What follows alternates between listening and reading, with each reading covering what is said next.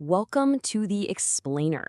Today, we are diving into a pretty incredible source to look at a case study in project management and integrity that's almost 3,000 years old. It is fascinating. Let's get into it. So, let's set the scene, shall we? You've got the most important building in an entire kingdom, the Central Temple, and it's literally falling apart. There's a project to fix it. It's officially on the books, but in reality, it has gone absolutely nowhere. For 23 years, get this, for over 2 decades, this crucial restoration project was at a total standstill. I mean, a whole generation of people grew up watching the heart of their city just crumble, even though there was supposedly a plan in place to fix it all. And that brings us to the exact same question that the kingdom's young leader, King Joash, was asking himself. He came into power as a kid, and now he's looking around thinking, okay, the need is obvious, we've got the resources, so why is absolutely nothing getting done? So as he starts digging into it, the king realizes something really important. The problem wasn't necessarily a few corrupt people, a few bad apples. The real issue was so much deeper. The entire process, the system itself, was fundamentally broken.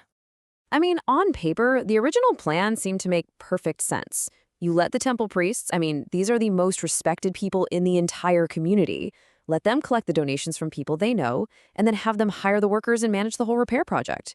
What could possibly go wrong? Well, as it turns out, the system itself was the problem. You had the same group of people raising the money, managing the money, and overseeing the work. With zero separation of duties, the money that was meant for repairs, well, it just kind of got absorbed by other operating costs. It was a system almost perfectly designed to fail. So, realizing the system was completely broken, the young King Joash did something incredibly brave. He actually spoke up and challenged his own mentor, his father figure, the high priest Jehoiada. But this conversation, it didn't lead to a fight. Instead, it led to a totally radical and frankly brilliant new approach. And here's what's so amazing. In this incredible display of humility, the priests just acknowledged that the old way wasn't working. Right? Instead of getting all defensive, they agreed to step back from fundraising and from project management, which created the space needed for a whole new system to be built. The solution was so simple, but it was revolutionary. A public, transparent collection chest. This one simple box removed all the ambiguity. Everyone could walk by and see exactly where the money was going, and that immediately started to rebuild public trust. And this new workflow, it created these simple but really powerful checks and balances. For example, a representative for the king and a representative from the temple counted the money together. That joint accountability made sure that the funds went straight from the chest right into the hands of the workers, with absolutely no stops along the way. Okay, so with a trustworthy funding system finally in place, the project leaders faced their next big test. And that was all about setting the right priorities. All the money was immediately funneled to the absolute essentials. We're talking skilled labor, raw materials, the stuff you need for the core structural repairs.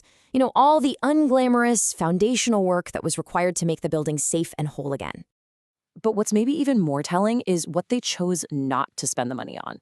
This one decision, it really speaks volumes about their character and what they were focused on.